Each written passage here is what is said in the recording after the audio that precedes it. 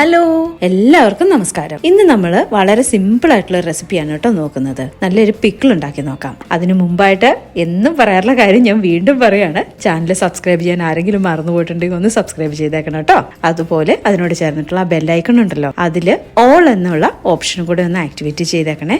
എങ്കിലേ ഞാൻ ഇടുന്ന വീഡിയോസിന്റെ നോട്ടിഫിക്കേഷൻ അപ്പോഴപ്പോൾ നിങ്ങൾക്ക് കിട്ടുള്ളൂ. പിന്നെ നിങ്ങളുടെ ഫ്രണ്ട്സിനും റിലേറ്റീവ്സിനും ഒക്കെ ഈ ചാനലിന്റെ ലിങ്ക് ഷെയർ ചെയ്യാനും മറക്കരുത് കേട്ടോ. ഈ പിക്കിളിന് നമുക്ക് ആകെ നാല് ഇൻഗ്രീഡിയൻസ് വേണ്ടു. ഇഞ്ചി, പച്ചമുളക്, ചെറുനാരങ്ങ, ഉപ്പ്, പറ്റുമെങ്കിൽ മാക്സിമം കല്ലുപ്പ് തന്നെ ഉപയോഗിക്കാം. അപ്പൊ ഞാനിവിടെ 1/4 കിലോ ഇഞ്ചിയാണ് എടുത്തിരിക്കുന്നത്. ഇഞ്ചിയുടെ തോലൊക്കെ കളഞ്ഞ് കഴുകി വൃത്തിയാക്കി വെച്ചിരിക്കുകയാണ്. അതുപോലെ 100 ഗ്രാം പച്ചമുളക് എടുത്തിട്ടുണ്ട്. പിന്നെ 2 ചെറുനാരങ്ങ, 2ന്റെ സ്ഥാനത്ത് ഇനി 3 വേണമെങ്കിലും നമുക്ക് ഉപയോഗിക്കാം. കല്ലുപ്പ് തന്നെ വേണമെന്നൊന്നും ഇല്ല കേട്ടോ. ഇനിയിപ്പം BP ഒക്കെ ഉള്ള അങ്ങനത്തെ പ്രശ്നങ്ങളൊക്കെ ഉള്ള ആൾക്കാരാണെങ്കിൽ നമുക്ക് ഇതിനകത്ത് ഇന്ദുപ്പ് വേണമെങ്കിലും ഉപയോഗിക്കാം. പിന്നെ വേറൊരു കാര്യം കൂടെ, ഈ ലെമൺ നമ്മൾ ഒന്ന് സ്റ്റീം ചെയ്തിട്ട് ഒന്ന് ആവി കയറ്റിട്ട് സ്റ്റീമറിലോ എങ്ങാനും ഒന്ന് സ്റ്റീം ചെയ്തിട്ട് ഉപയോഗിക്കുകയാണെങ്കിൽ പെട്ടെന്ന് സോഫ്റ്റ് ആയി കിട്ടും. ഞാൻ പറയാറുണ്ടല്ലോ, എല്ലാം ഷോർട്ട് കട്ട് ചെയ്യുന്ന ആളാണ് ഞാൻ ഈ മൈക്രോവേവിൽ 1 മിനിറ്റ് ജസ്റ്റ് ഒന്ന് ചൂടാക്കാണ് ചെയ്തിട്ടുള്ളത് കേട്ടോ. ഇനി നമുക്കിതൊക്കെ ഒന്ന് കട്ട് ചെയ്തെടുക്കണ്ടേ. കട്ട് ചെയ്യുമ്പോൾ ശ്രദ്ധിക്കേണ്ടത് വെച്ചാൽ നമ്മൾ ഇതിനകത്ത് ലോങ് പീസസ് ആയിട്ടാണ് കട്ട് ചെയ്യുന്നത്. പക്ഷെ കനം തീരെ ഉണ്ടാവില്ല. നമുക്ക് ഇതുപോലെ വളരെ കനം കുറച്ചിട്ടാണ്, അതേസമയം ലോങ് പീസസ് ആയിരിക്കും. ഈ 3 സാധനങ്ങളും നമ്മൾ അങ്ങനെ തന്നെയാണ് കേട്ടോ കട്ട് ചെയ്യുന്നത്. നമ്മൾ ഈ 3 ഐറ്റവും നന്നായിട്ട് കട്ട് ചെയ്തെടുത്തിട്ടുണ്ട് കേട്ടോ. ഇനി ഇതെല്ലാം കൂടെ ഒരു മിക്സിംഗ് ബൗളിലേക്ക് നമ്മൾ ജസ്റ്റ് ഒന്ന് ട്രാൻസ്ഫർ ചെയ്യാണ്. എന്നിട്ട് നന്നായിട്ട് മിക്സ് ചെയ്ത് കൊടുക്കുക. ആവശ്യത്തിന് ഉപ്പും കൂടെ ചേർത്തിട്ട് നന്നായിട്ട് മിക്സ് ചെയ്ത് കൊടുക്കുക. നമ്മുടെ പിക്കിള് റെഡി ആയി കഴിഞ്ഞു.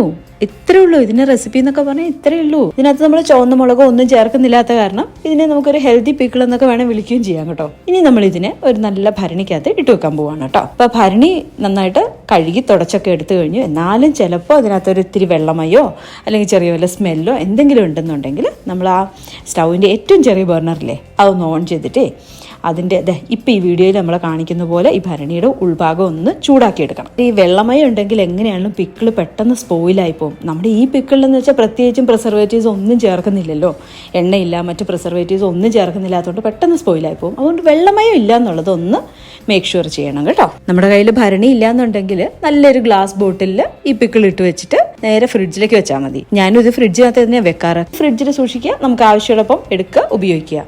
കുറെ നാൾ നിൽക്കും, ഒരു പ്രശ്നവും ഇല്ല. അപ്പൊ എങ്ങനെയുണ്ട് ഈ പിക്കിള്? വളരെ ഈസി ആയിട്ട് ഉണ്ടാക്കാൻ പറ്റില്ലേ? ഈ പിക്കിള് പ്രത്യേകിച്ചും നമ്മൾ തൈര് കൂട്ടി ചോറിനുകയല്ലേ, അതിന് നല്ല കോമ്പിനേഷനാണ് കേട്ടോ. ഉപ്പും തൈരും കൂട്ടിയിട്ട് ഈ പിക്കിളും കൂടി ഇട്ട് ചോറുണ്ട് കഴിഞ്ഞാൽ അടിപൊളി. അപ്പൊ എന്തായാലും എല്ലാവരും ഒന്ന് ട്രൈ ചെയ്യില്ലേ? ട്രൈ ചെയ്ത് നോക്കണം കേട്ടോ. നോക്കിയിട്ട് എൻ്റെ അടുത്ത് പറയണം, അതിന്റെ ഒപ്പീനിയൻ ഒക്കെ എൻ്റെ അടുത്ത് പറയണം കേട്ടോ. അപ്പോൾ തൽക്കാലം ഞാൻ പോവാണ്. പുതിയൊരു വീഡിയോ ആയിട്ട് നമുക്ക് ഉടനെ തന്നെ കാണാം. Till then bye bye, take care.